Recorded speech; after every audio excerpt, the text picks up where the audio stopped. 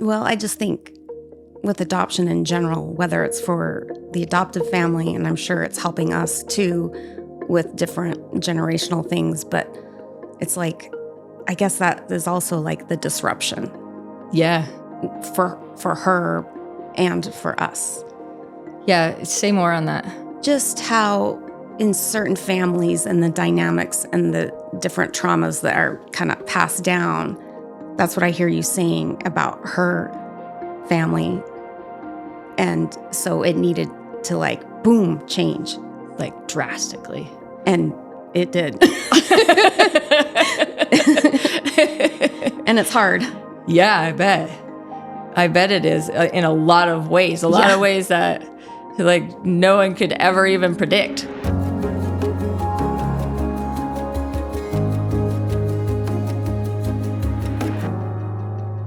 Welcome. My name is Ruth Barkley, and this is Taste Your Magic. I am known as the Oracle, and this has been a name that's been given to me from around the world over my lifetime. And so we're kind of keeping it.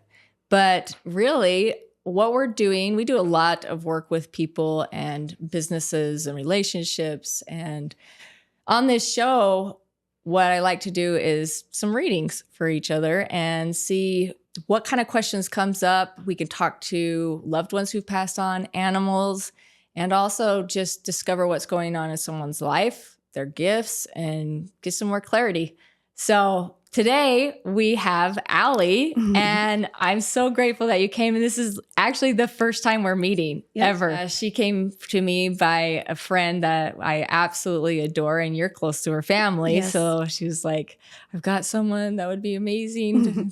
Can she come on? I was like, yes, bring her. Anybody you want to bring. So I really, really appreciate it. Super last minute. Yes. Also, I'm excited and like, how does this work? A little nervous, but I'm open to this. I love it. Yeah, it was cool. You're like, so what are we doing? What do we do? It's like, oh, we're just going to talk deeply about you on camera. Yay! Yeah. So how can I support you, or what kind of questions do you have today for us? Well, I kind of got excited last night. I'm like, what do I want to ask?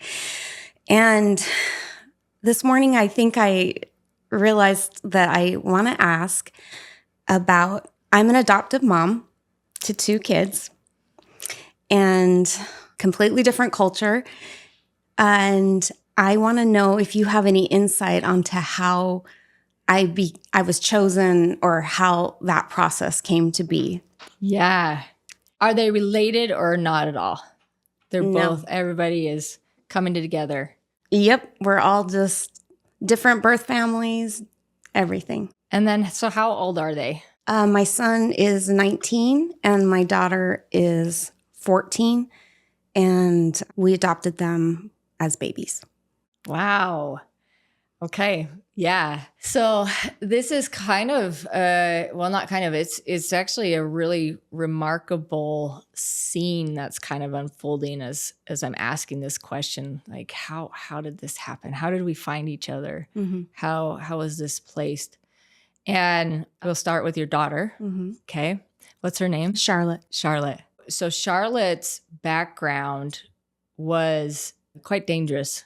And she was brought in that way to be able to, there's some DNA that they needed in a body as a female. Okay. So some of her DNA is very valuable and has a special light to it. Okay. But it needed to come through the way it's come through. And what else? Tell me more. So they're like, just like, she's just so special. And, so then what I get kind of seeing is this baby needed to be able to come to a place where she could grow, and these the DNA could start to express into the woman she's going to become, because it's going to be she's going to be powerful. She's going to be a powerful influence, and she's going to be able to help people a lot with her hands, And I'm not sure if she's already doing it yet or not, but her hands will heal a lot of people, and it's very valuable. So how else? What is another question you had? I guess, how can I, as a mom, with my gifts, help her to become the best that she can be, I guess. Yeah. Okay. So as you were chosen, it was almost like you were already known. There was a point, when did you know you wanted to adopt? Well, I went through a lot of infertility, and then the minute that I knew that it wasn't going to happen through my body, it was just a natural thing, like boom, okay, let's adopt. And every time, with both times that we adopted, the birth mothers chose my husband and I, and it was very fast. Like, we found out about Charlotte the day she was born, and we Wow. flew out the next day. Wow. Yeah. Yeah, because it was almost like it was very pre-decided. And it was mostly when you're ready, right? Sometimes it's like when the baby's ready or when adoptions happen and something needs to adjust and stuff. But it was mostly like when you were ready, whatever you needed to go through in your life. And interestingly, some of the miscarriages were healing your body. They were coming in to help heal you as a mother, even though it feels like it does the opposite. Some of it was healing your body. And so what can you do with her? So yeah, it was just predestined that way already. Very good. This is very pretty to watch. The biggest thing that you can give her is your courage. So you have a unique, soft courage. You have the ability to be powerfully in a space and be in a love in the danger, in the anger, in the whatever's coming, whatever. And you have the ability with that courage. It's like a love courage. And you can almost like filter out all of the levels of pain that they've had or something until finally some truth can come out and it's safe. And so for her, that's really a big loud point that's been for her, is witnessing that, because that's kind of also her gift, but that's a very vulnerable gift to have. It's a very vulnerable gift that you have, right? And so for her to be able to be healing with the hands, and this can be in so many ways, right? Can translate in so many ways. She's got to be able to have that love, courage through whatever illusions are in the pain. And so when you're supporting her and giving her that gift of seeing her in love through her pains and her trials and angers and things like that, it's giving her a safe space that many, many, many kids and people do not have. I do feel that in my life. Yeah. So what are you kind of hearing with this? What's coming to my mind is that, and what I have witnessed myself, is that she is kind of like a disruptor, I would say.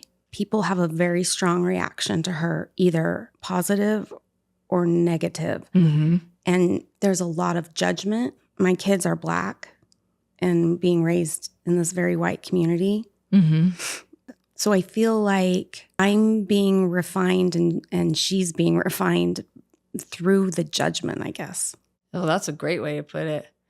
Yeah, I could definitely see it. When you're filtering, when you become that courage, love for somebody, that opens up a space where I see you. Well, a whole lot can come up when you're being seen, right? And then all of the different protections that they've had or damages that they've had start to come out. So definitely refinement. It's like steel in fire, refinement. But what's going to happen is it's going to become like a purity of love that you're showing her how to be, even though you're getting a lot of the push with it too, right? Is that courage, love that you have. And so can you tell me more about what you saw with the dangerous situation? Because that does kind of ring. Yeah. Then she would have had like some mutilations. She would have had, there's even a possibility she could have been like in a style of trafficking-ish. So that type of danger could have definitely happened. It's very close around where she was, her lineage in that. So that would have been really bad. And that's not to put any pressure on you to go find out or expose anything of that. It's more of like this DNA from her, whatever is in her DNA. It was like to help the society kind of pull out of the yuck that they've created and keep some of the good DNA going in that aspect. So was this something that was decided before we were born on Earth, or was it more just like, oh no, circumstances? Now what's happening? We got to get her out of here. What is it? I can't tell why she was placed there.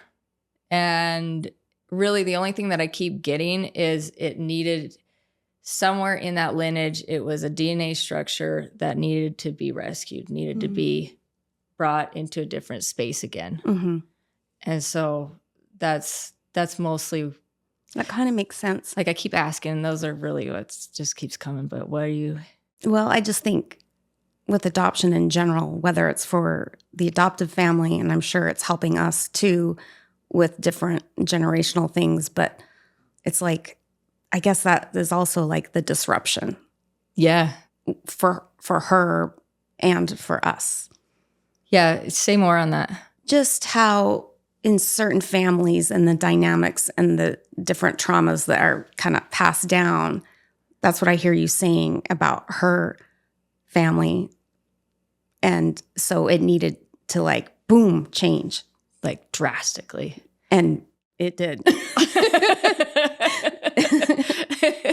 And it's hard. Yeah, I bet. I bet it is in a lot of ways. A lot of ways that like no one could ever even predict. Right. We're kind of like, all of us are living on this edge of in two different kind of like communities. Oh, yeah. And trying to maybe be a bridge for both. Yeah. That's good.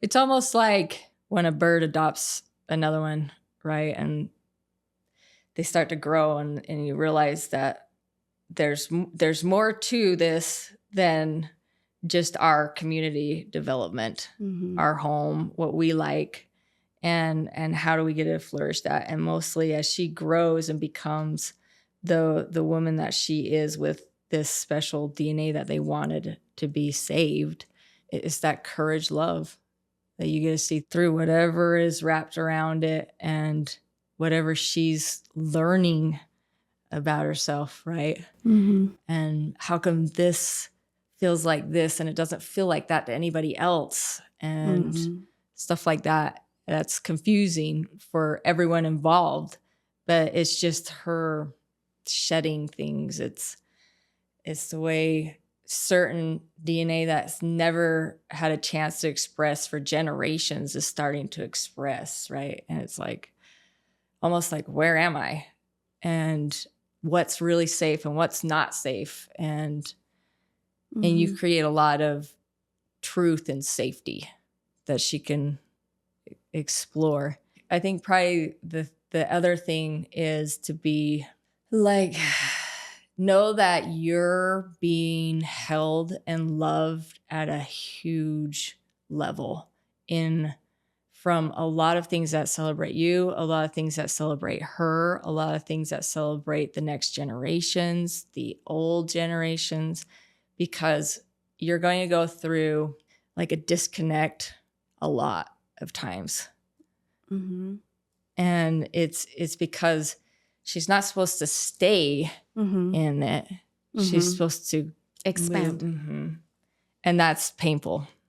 That's painful for both of you guys, both areas. And to know that you're being celebrated big time. And the family that's been there for her is being celebrated big time.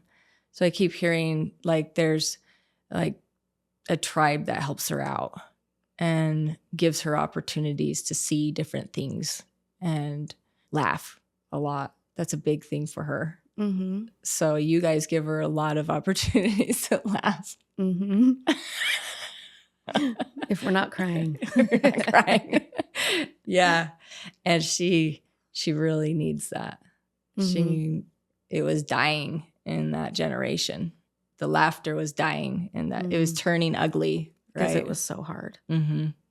And laughter was a more of a at you, against you type thing. And so now she gets to feel the laughter which is a joy, which is a celebration, which is raising, So yeah, so it's like be prepared to feel that disconnect off and on and know that you're just being exactly what you need to be. And the biggest thing is that courage, love. And she gets to witness it. She gets to feel it. And sometimes you don't get to do anything but just be it for her. Thank you. You're welcome. Thanks for finding her and saying yes. So the boy, what's his name? JJ. JJ. He loves that name, by the way. Really? Loves it. Yeah, he loves that name. And I don't even think he realizes how much he loves it. But when people say it, it like gets him kind of going. Right? He feels like a jolt of energy. So his story, that was more of the parents. You're helping the parents also. Like it was a very mutual thank you. Thank you for letting my child have something different and giving that gift. I feel to like them. His birth mom and I feel a lot of connection and love for her. I'm in contact with her where I'm not with my daughters. Okay. His birth mom is definitely like an angel to me, and I hope that I'm an angel to her. Yeah. That's this gratitude just keeps coming out from that situation. So what's the question with him? Also just seeing what you can do, or is there something else that's kind of popping up for JJ? Because he's 19, it's kind of like on him now, but I guess just the same. How can I support him, or anything that you see as far as behind the scenes or before we came here, I guess. Yeah. So for him, he likes company and then until he doesn't, and then he doesn't want it. That's true. And it's like, I really, really like it. And then I really don't like it, right? Give me my space. And so that's socially is a powerful thing for a man to understand where those thresholds are for him, but also can confuse relationships in his life. And so sometimes just maybe even asking him to notice when those changes, like when he really likes being around people and when he notices that feels like he needs to be alone. Is there the pattern to it? Is there something that helps him, or is it just like too much or what? And if he can start to acknowledge that, he can help the relationships in his life maybe understand it also when his needs. It doesn't affect them negatively, I guess. Right. Because he doesn't actually mean it. It's just that strong. I mean, he might mean what he says in different situations, but it's really happening for him is a little bit of what I'm saying. And then he's going to, I keep hearing like he's probably going to float for a little bit. Yeah. He's floating. Okay. He's full floating. Okay. And that's probably going to happen until around 21. And anything that he really wants to try and do and it's going to work, and he says that he's really going to think it does, and it's just not really going to stick until about 21, when he can like actually feel the ground and take the steps in places that he wants. And so celebrate when he's exploring things, but definitely don't bank on anything sticking very long until for a couple of years. You'll probably feel it. You'll probably notice it. But there will be a couple good oomph in his 20s where you're like, oh, he's kicking it in early. And no, there'll be something that'll be kind of like, I changed my mind. Or I don't like that person anymore, and we're not going to do that business, or I don't know what it is, or that class, or it's something like that, right? But yeah, well, what are you kind of hearing with him? I would say that like we're very deeply connected, but it feels like he doesn't want to show me.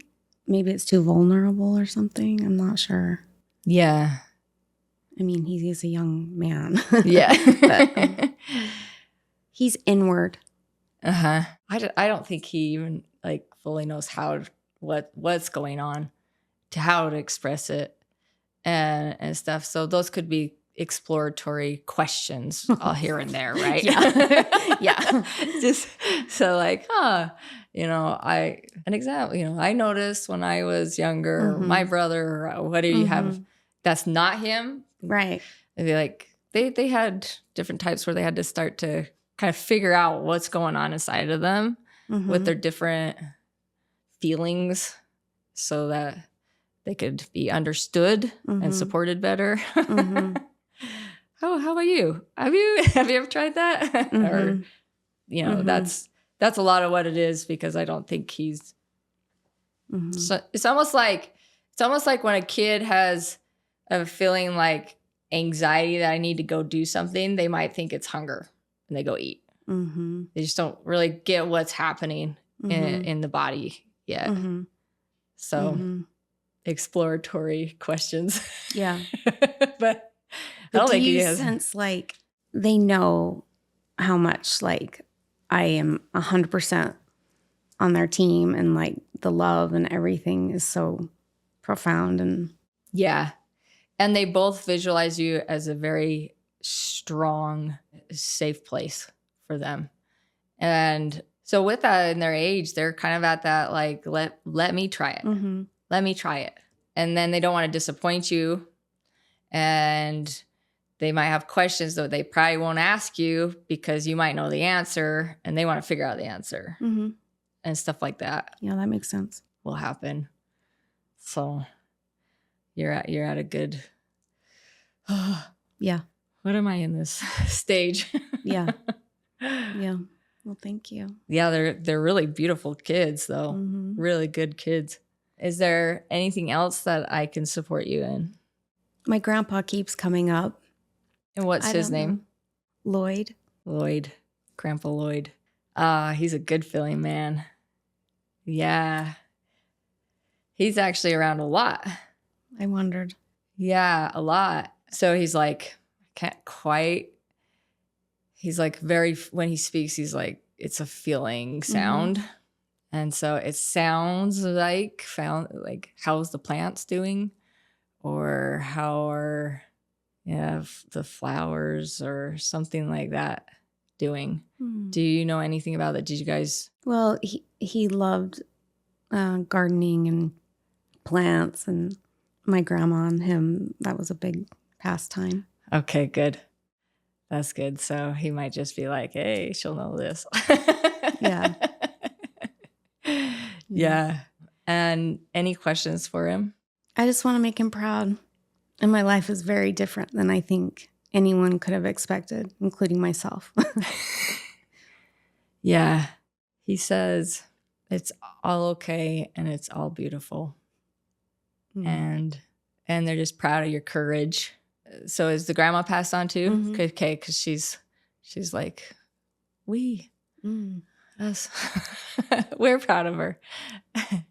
And yeah, he's a little shocked with the adoption thing, but that's been entertaining, he says.